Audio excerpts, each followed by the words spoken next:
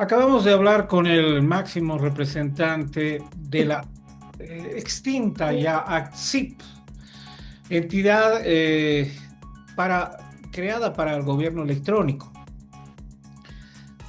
y que ha negado con absolutamente contundencia al extremo de acusarme de calumniador o desinformador.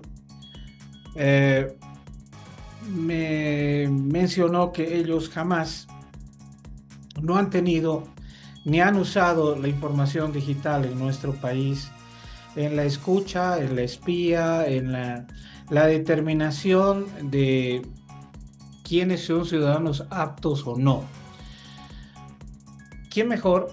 Quien está del otro lado, quien fue parte de inteligencia del ejército, el capitán Castro, a quien le agradezco muchísimo el recibir esta nuestra invitación.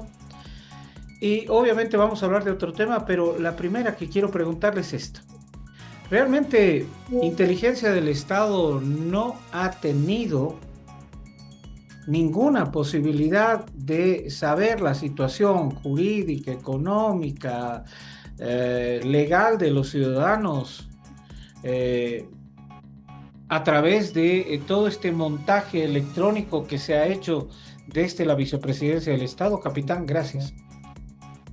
Querido Juan Carlos, muy buenas tardes y a través tuyo a toda tu audiencia respondiendo a tu pregunta. Sí, el exgobierno de Bolivia, en lo que yo tengo conocimiento en las gestiones principalmente de la presidencia del señor Evo Morales Ayma y en la presidencia del señor Luis Arce, sí tuvo acceso a toda la información de todas las personas que ellos consideraban opositores o amenazas a la estabilidad del sistema de gobierno o a la administración de gobierno del movimiento al socialismo.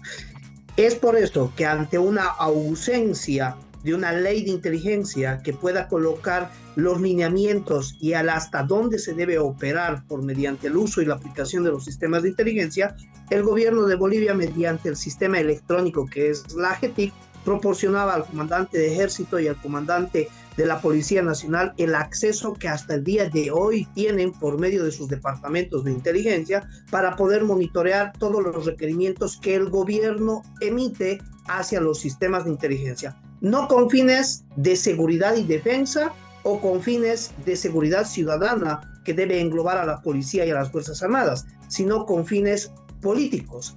Mira, durante la época que yo estuve en los sistemas de inteligencia, nosotros teníamos, mi persona tuvo acceso, al igual que todos los agentes de inteligencia, a todos los sistemas emitidos y monopolizados centralizados, a través de la AGETIC. Llámese la base de datos de una persona de antecedentes policiales, antecedentes de narcotráfico, servicio del CERESI, identificación personal, a la NH, todos los servicios del Estado están centralizados a través de la AGETIC y la AGETIC nos proporcionaba esa base de datos.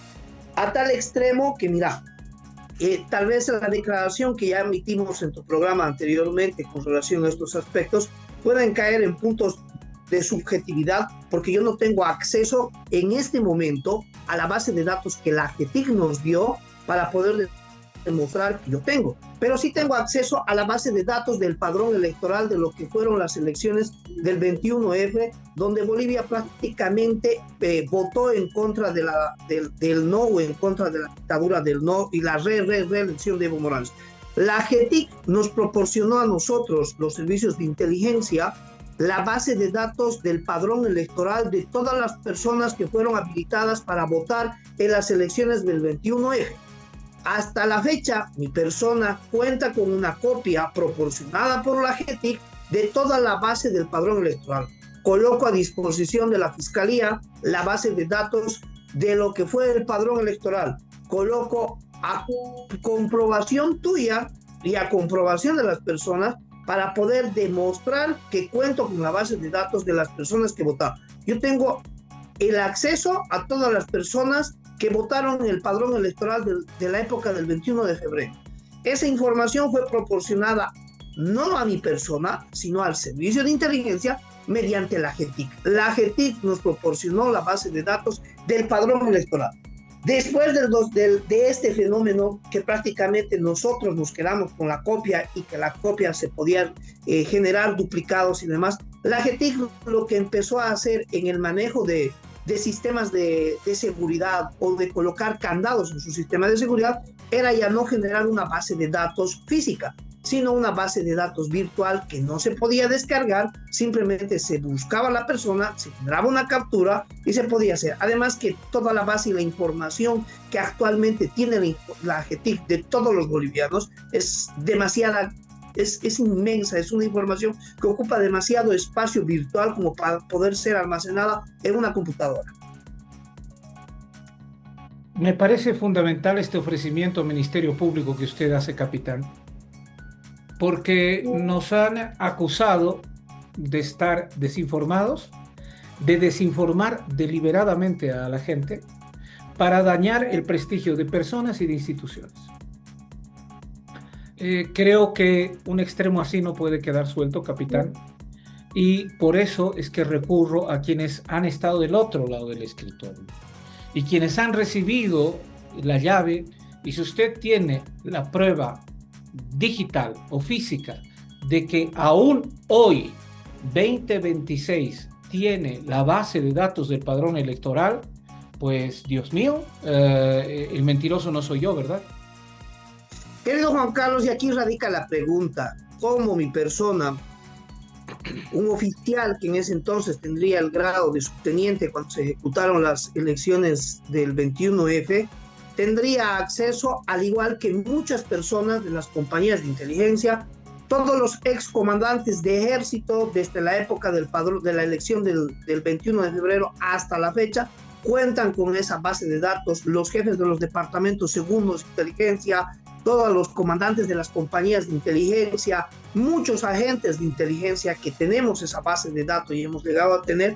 ¿Y cómo nosotros logramos obtener eso? Fue a través de la GETIC. La GETIC nos proporcionó esa base de datos que la GETIC centralizó para poder hacer. Yo, por cuestiones lógicas y por cuestiones incluso de privación de las personas, no puedo publicar la base de datos de lo que fue el padrón, porque el conocimiento es poder. No puedo dar ese poder a todo el mundo. Tengo y coloco a disposición de la Fiscalía, si la Fiscalía así lo requiere, para que puedan hacer el peritaje, comprobar, revisar y incluso puedan ellos verificar sus propias direcciones. ¿Qué cuenta la base de datos del padrón electoral? Toda la información censal. ¿Dónde tú vivías? ¿Cuál es tu número de carnet de identidad? Tu fecha de nacimiento.